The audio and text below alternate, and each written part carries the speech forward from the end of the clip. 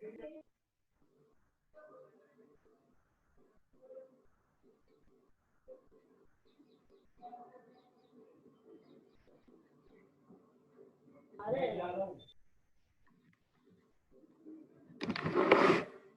morning, everyone.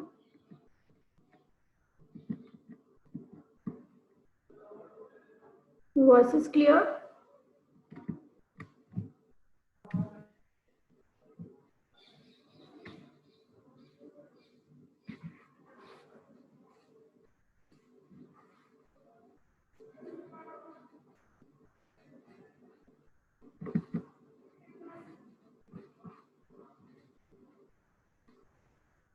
Voice clear आ रही है? Yes, ma'am. Okay. So we will continue transportation problem, and in the last lecture we have discussed about the Vogel's approximation method.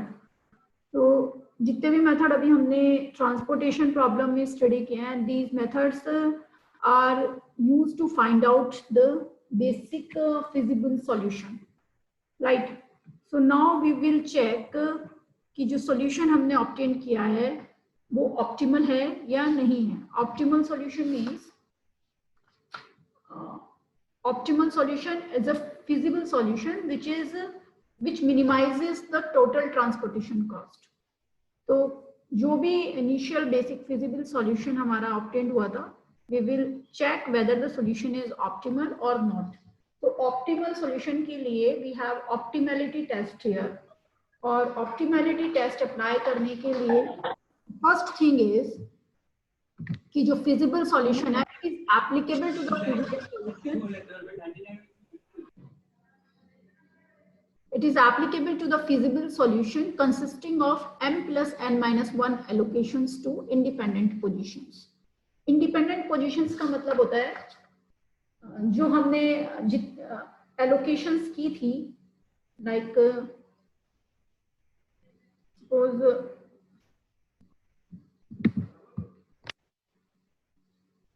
ये मेरी matrix थी और इसमें अगर allocations इस तरीके से की गई हैं,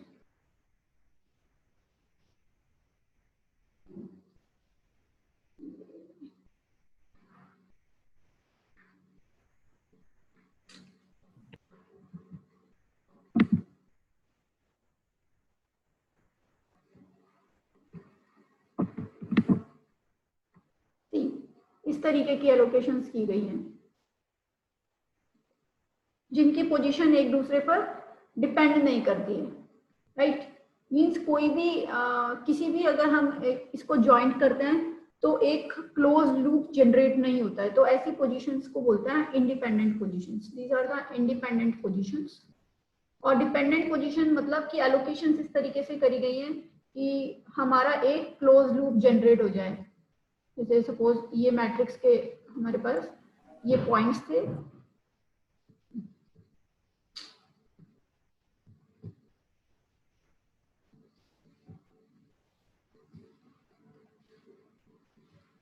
राइट? तो एलोकेशंस इस तरीके से हुई है, यहाँ पर यहाँ पर यहाँ पर यहाँ पर एलोकेशन हो गई तो एक क्लोज लूप जनरेट हो जाता है. तो ऐसी एलोकेशंस को बोलते हैं डिपेंडेंट पोजीशंस.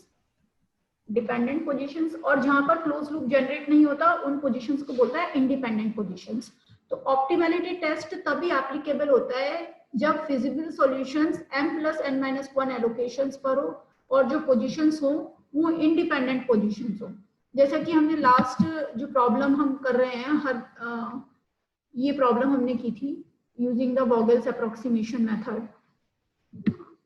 तो इस प्रॉब्लम में जो एलोकेशंस हुए थे, you see that we have 1 2 3 4 5 6 allocations here, और होनी भी कितनी चाहिए हमारे पास? m plus n minus 1 allocations, m plus n minus 1 allocations at the independent positions. तो यहाँ पर हमारे पास 3 रोज हैं और 4 कॉलम्स हैं. So allocations 3 plus 4 minus 1 which is 6 positions पे, 6 इंडिपेंडेंट पोजीशंस पे एलोकेशंस होनी चाहिए ऑप्टिमैलिटी टेस्ट के लिए. तो यहाँ पर 6 इंडिपेंडेंट पोजीशंस पे एलोकेशंस हैं. ठीक है, तो हम इसी प्रॉब्लम के लिए ऑप्टिमैलिटी टेस्ट चेक करेंगे, राइट, कि ये जो हमारा यहाँ पर जो कॉस्ट निकल के आई थी 779, is this the minimum cost और या फिर इससे भी कम हो सकती है। Is that clear? Optimality test कब करना होगा हमें? कि जब जो भी एलोकेशंस दी गई हैं that must be at n plus n-1 independent positions.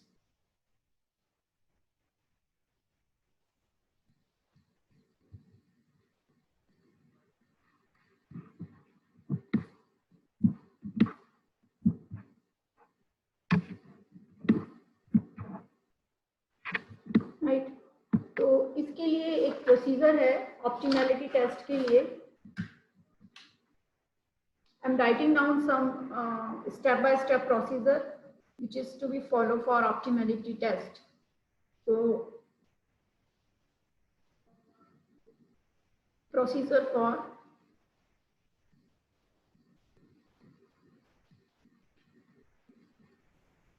optimality test.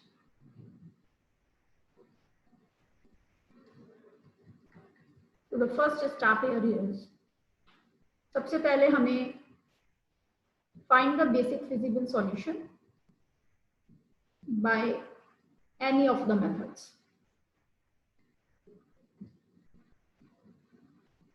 हमने टोटल 5 मेथड्स स्टडी किए हैं, in which first one is north west corner rule, row minimum method, column minimum method, matrix minimum method, and Vogel's approximation, VAM. So I would suggest go for the Vogel's approximation method because this is the method which gives the minimum cost. So although you can use any of the methods here. The first step is find out the basic feasible solution by any of the methods discussed. इसमें से कोई से भी method से आप basic feasible solution find out कर सकते हो, ठीक है। सेकेंड स्टेप में now we are moving towards the optimality. तो सेकेंड स्टेप हमें जो यहाँ पर इवेल्युएट करना है, have to find out, calculate UI and VJ by assigned any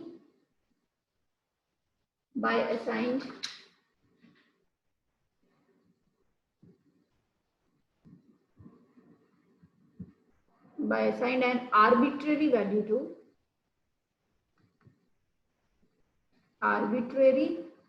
value to one of the UIs and VJ. Generally हम जो आर्बिट्रेरी असाइन करते हैं, generally we take 0, although you can take any of the value, ठीक है। And this is for the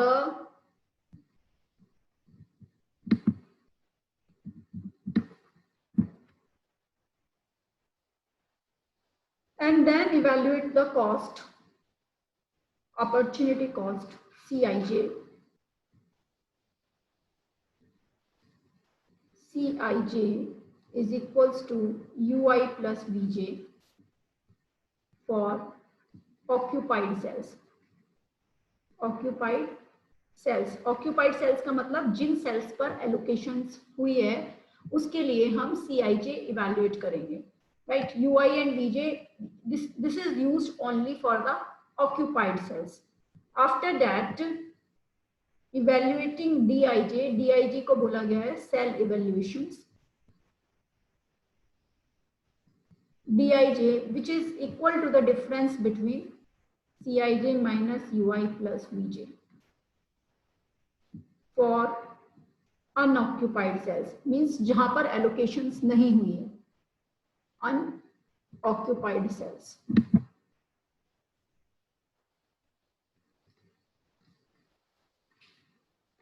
And then check कि DIJ की value greater than 0 आती है और इक्वल टू 0 आती है और लेस देन 0 आती है। means the test, optimality test depend on actually this Dij, the difference between Cij and Ui plus Vj for unoccupied cell. So if its value is greater than 0, if Dij is greater than 0, तो जो हमारा feasible solution था, basic feasible solution is optimal. Means यहाँ पर इस method से use करके जो हमने कॉस्ट इवैल्यूएट करी थी वही इसकी ऑप्टिमम कॉस्ट है। And if Dij is equals to 0, in that case alternative optimal solution exists.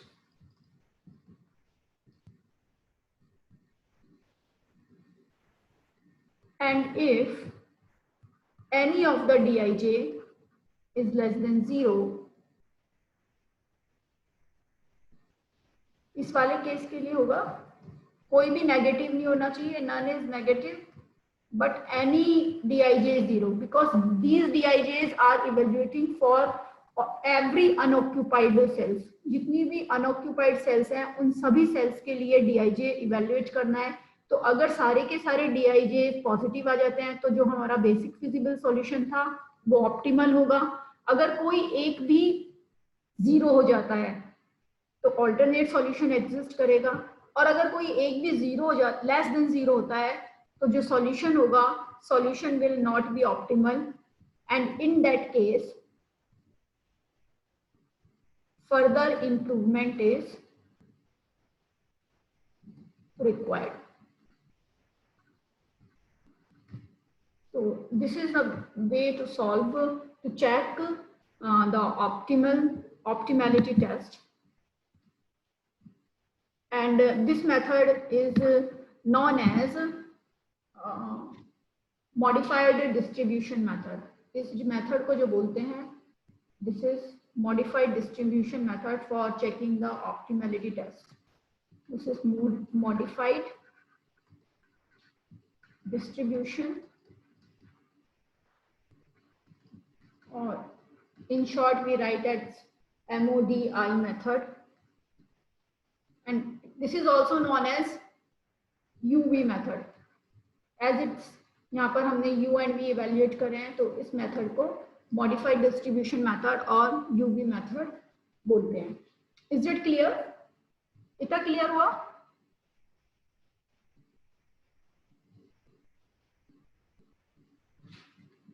My voice is clear to you? Yes, ma'am.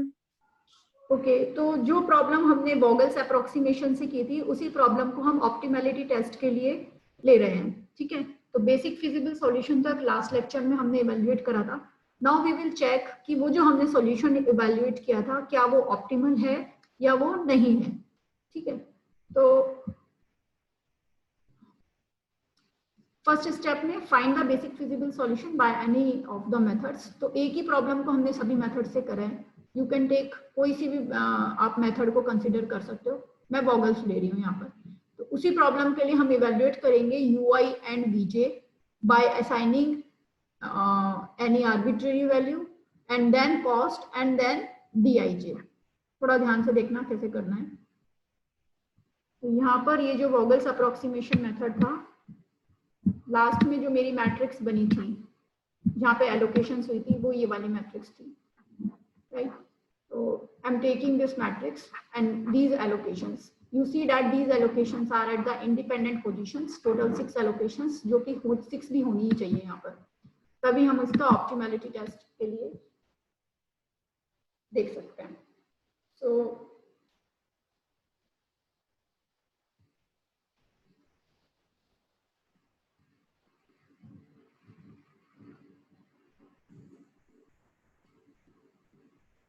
ये आया था टोटल 19, 30, 50, 10, 70, 40, 38 and 40, 70, 60, 20, और जो यहाँ पर एलोकेशंस हुई हैं वो ये हैं।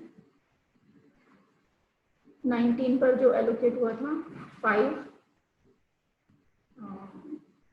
7, उसके बाद 8 2 2 10 ये एलोकेट हुआ है। नाउ फॉर ऑप्टिमैलिटी टेस्ट, और इससे जो कॉस्ट हमारी निकली थी, कॉस्ट जो आई थी निकलकर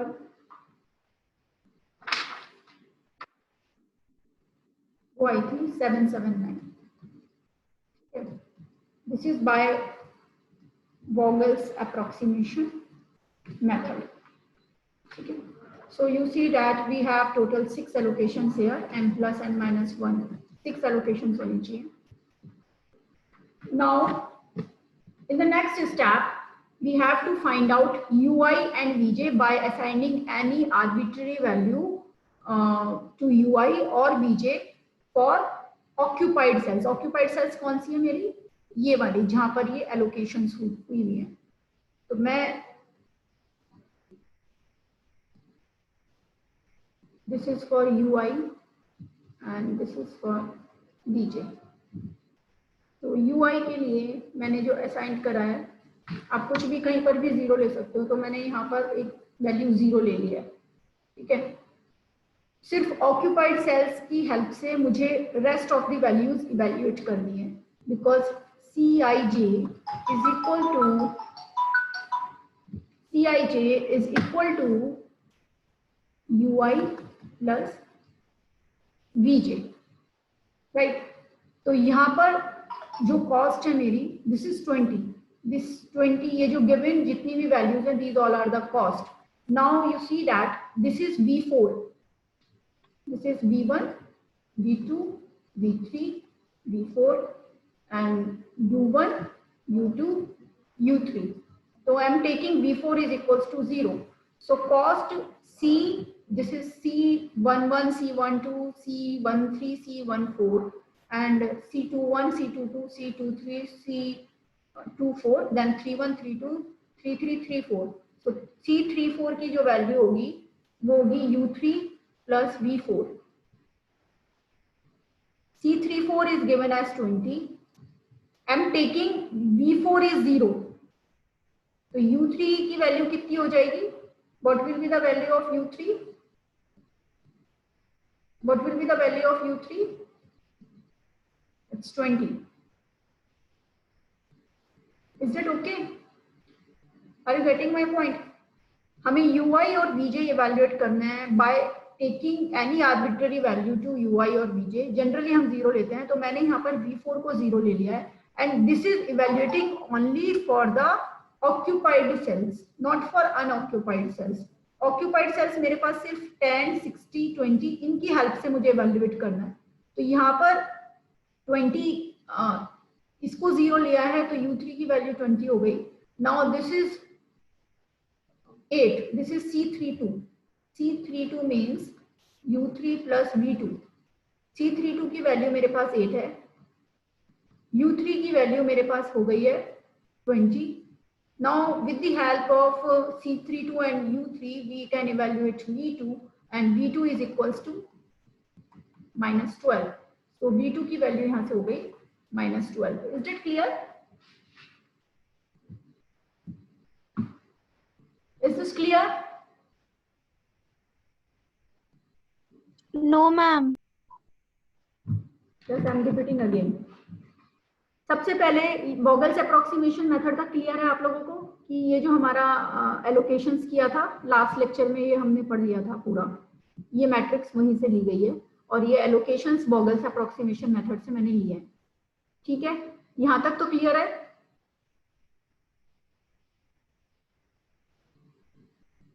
ये वाली मैट्रिक्स भी क्लियर नहीं है क्या? Yes, ma'am. ठीक है, अगर क्लियर नहीं है तो वोगल्स अप्रोक्सीमेशन मेथड वाला जो वीडियो था इट्स अपलोडेड ऑन यूट्यूब, आप वहां पर एक बार चेक कर लो. ठीक है, तो ये जो हमने एलोकेशंस की थी वोगल्स अप्रोक्सीमेशन मेथड से की थी. अब हम इससे तो हमने निकाला था basic feasible solution.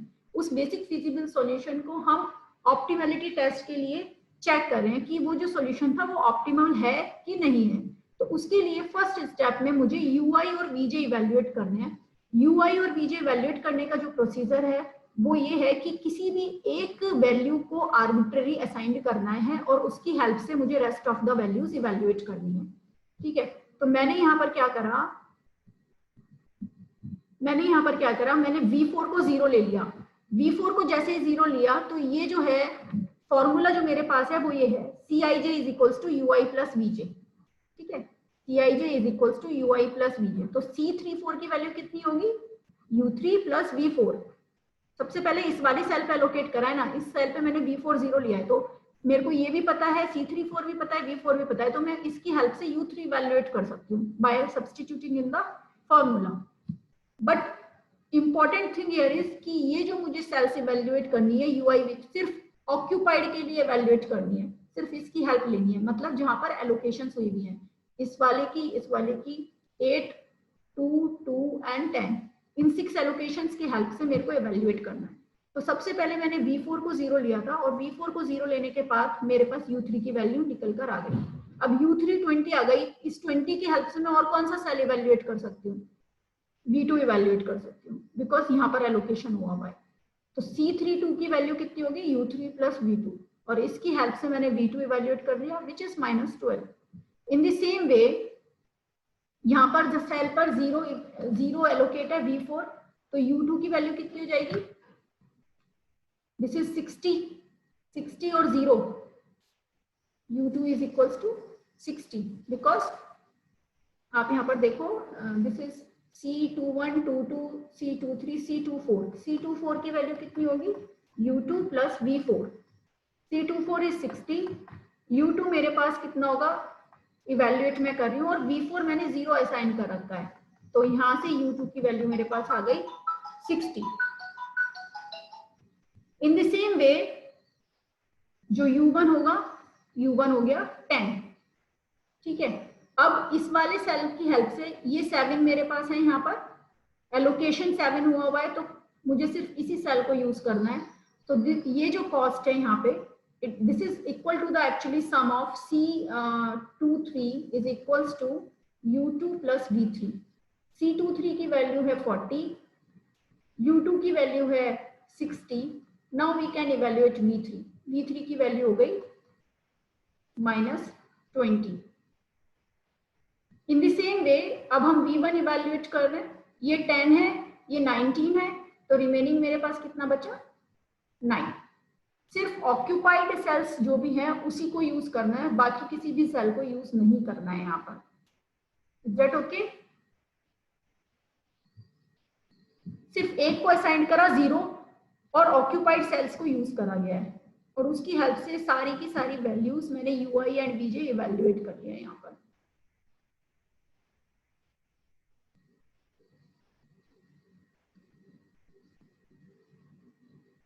Let me know, is this clear or not? This is the important point here.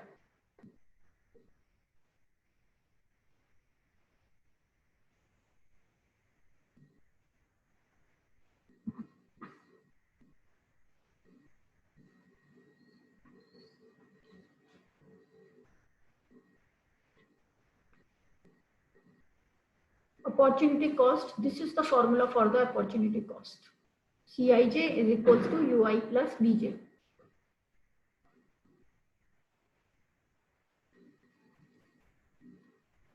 बताओ भाई, क्लियर है नहीं है?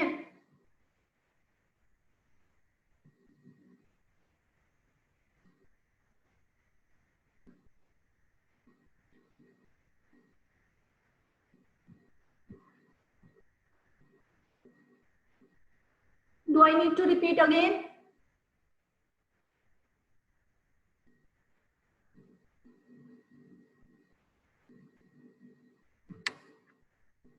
Voice is clear?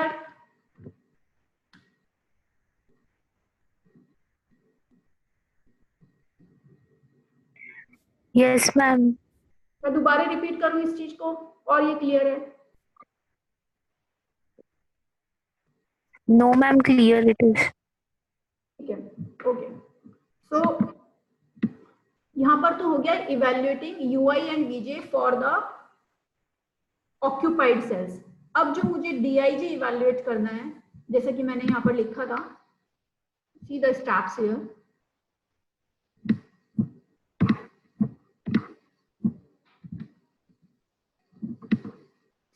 First step में बेसिक फिजिबल सॉल्यूशन ऑब्टेन्ड हो गया है। सेकंड स्टेप में UI एंड VJ इवैल्यूएट हो गया है by assigning the arbitrary value, and CIJ is equals to UI plus VJ for occupied cells. अब ये जो मुझे सेल इवैल्यूएशंस करनी है वो मुझे अनऑक्यूपाइड सेल्स के लिए करनी है। अनऑक्यूपाइड सेल्स का मतलब है जहां पर एलोकेशंस नहीं हुई थी, उन सेल्स के लिए मुझे सेल इवैल्यूएशंस करना है। तो यहाँ पर आप देखो,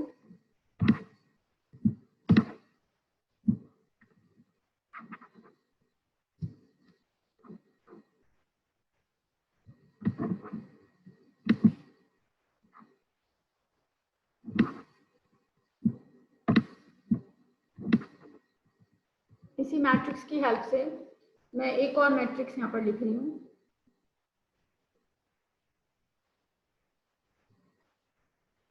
एक मैट्रिक्स मैं बना रही हूँ CIJ की, क्योंकि DIJ जो इवैल्यूएट करना है वो अनऑक्यूपाइड सेल्स के लिए करना है, अनऑक्यूपाइड सेल्स। तो अनऑक्यूपाइड सेल्स मेरी कौन कौन सी हैं? 30, 50, 70, 30, 40 एंड 70। तो वो मैं वैल्यूज यहाँ पर मेंशन कर रही हूँ। This is 30, 50, 70, 40, 30 and last one is 70। बाकी सारी ऑक्यूपाइड है। In the same way I am writing down here UI plus VJ, UI plus VJ for unoccupied cells। तो आप हमारे पास UI plus VJ का मतलब क्या है? यहाँ पर सम करना है। तो अनऑक्यूपाइड सेल के लिए, इसके लिए UI plus VJ कितना होगा? V1 plus U2, sorry V1 plus, हाँ V1 plus U2। तो अनऑक्यूपाइड सेल के लिए यहाँ पर सम हो गया 69। This is 9 and 20, so it's 29। इसके बाद 30 के लिए जो UI प्लस VJ होगा माइनस के 12 प्लस के 10, this is -2 and -20 plus 10 -10। Next is 30 पर होगा -12 plus 60, this is 48 and this is -20 plus 20, this is 0। This is also for unoccupied cells, क्योंकि सेल इवैल्यूएशंस जो मुझे करनी है वो मुझे अनऑक्यूपाइड सेल्स के लिए करनी है। Now evaluating DIJ, I am writing down the matrix for DIJ is equals to CIJ minus UI plus VJ।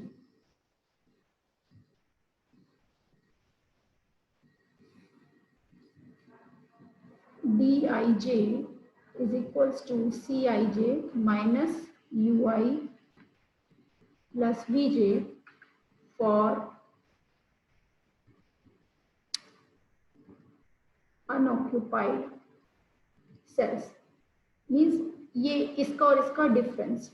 तो 30 minus 2 is 32, 50 minus 10, this is 50 plus 10, this is 60, 70 minus 69, 1, 40 minus 29, 11, 30 minus 48,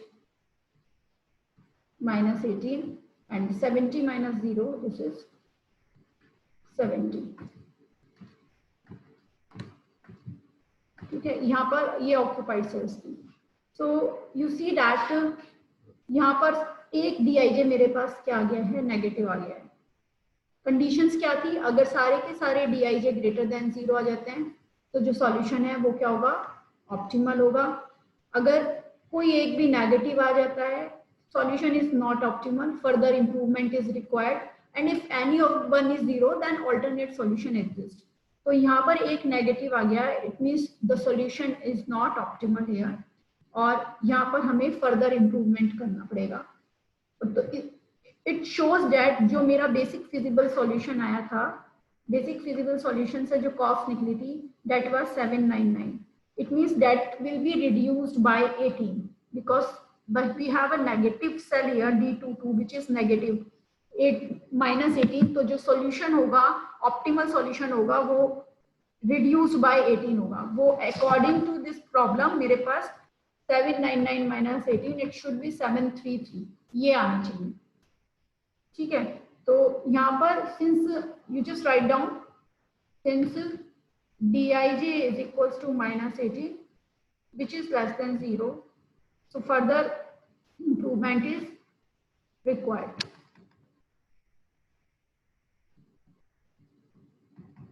Further improvement is required. अब इसको solve करने का एक और हमारे पास वे है, अगर ये सारा यहाँ पॉजिटिव हो जाता तो ये प्रॉब्लम यहीं पर ही ओवर थी। अब हमें एक और मेथड को एक कुछ और स्टेप्स यहाँ पर फॉलो करने हैं कि इसको कैसे रिमूव किया जाए। उसके लिए हम क्या करेंगे, यहाँ तक क्लियर है? Is that clear?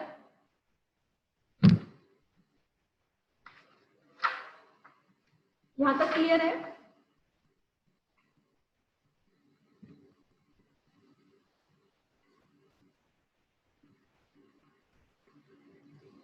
You just write down d22 is equals to minus 18, which shows that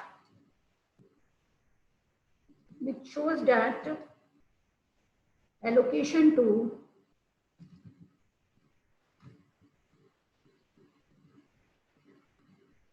empty cell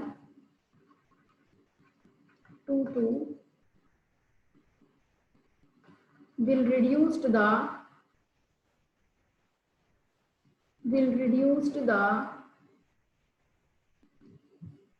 achieved cost.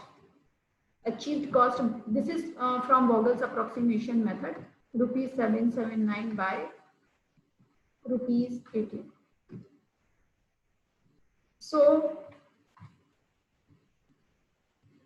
allocate theta to cell 22 as much as possible.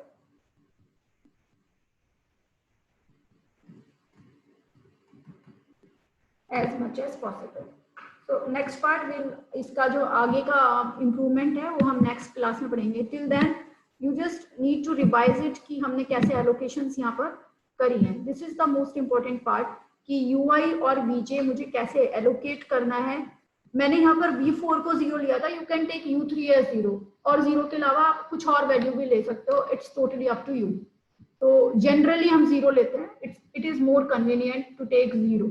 तो 0 हमने v3 पे 0 इसलिए लिया क्योंकि 0 यहाँ पर लेते ही मेरी ये 3 सेल्स इजीली इवैल्यूएट हो गई। Cij is the sum of ui plus vj, तो जैसे ही यहाँ 0 लिया you will get 20, 60 and 10 here, same the cost here, और फिर इन कॉस्ट की हेल्प से हमने रिमेनिंग vj's को इवैल्यूएट कर दिया। आफ्टर दैट अनऑक्यूपाइड सेल के लिए cost this is given in the problem, यहाँ पर कोई चेंज नहीं करा गया, सिर्फ वो सेल ली गई है जहाँ पर एलोकेशन नहीं हुआ था। उसके बाद ui और vj इवैल्यूएट करा गया है, this is also for the unoccupied cells, and then we have taken the difference between cij and ui plus vj। so because this is negative here, so further improvement is required in this problem, otherwise our basic feasible solution is the optimal solution here. Is it okay? अब इसका जो next part है we will continue in the next lecture कि उसको हमें कैसे करना है। Till then you just try to solve problem। में एक और प्रॉब्लम लिख रही हूँ यहीं तक कि उस प्रॉब्लम को आपको सॉल्व करना है और using the Vogel's approximation method।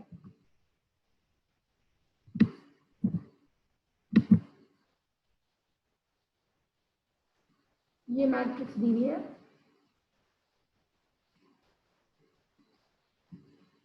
This is 2 3 5 1 and 7 3 4 6 4 1 7 2 and requirement availability 5 7 5 8 7 14 7 9 18। so this is the transportation problem, given problem। so find out the basic feasible solution first। उसके बाद आप क्या करोगे, यूजिंग Vogel's approximation method से आप इसका सबसे पहले सॉल्यूशन निकालो, देन चेक कि क्या वो ऑप्टिमल है कि नहीं है। उसके लिए first step basic feasible solution जो है that must be allocations must be at the independent positions, m plus n minus 1 allocations होनी चाहिए और independent positions पे होनी चाहिए. तो आप उसके बाद ये ऑप्टिमैलिटी टेस्ट इस पर अप्लाई करोगे बिकॉज इंडिपेंडेंट पोजीशंस पर आपका आएगा. Then evaluating the CIJ UI plus VJ और आपको चेक करना है कि ये इसके बाद जो मेरी सेल इवेल्युएशंस हैं वो सारी की सारी पॉजिटिव आ रही हैं या नेगेटिव आ रही हैं. So you just try to solve this problem. ठीक है, using वोगल्स approximation.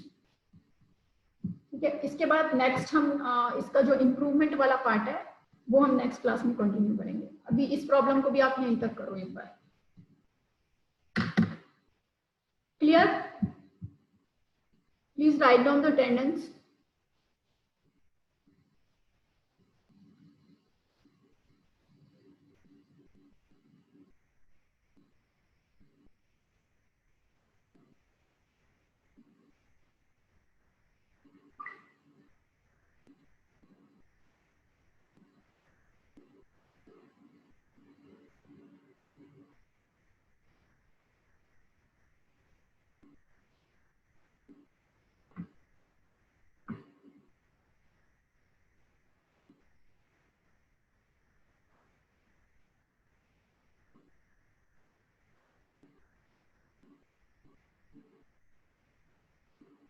Okay, is it fine?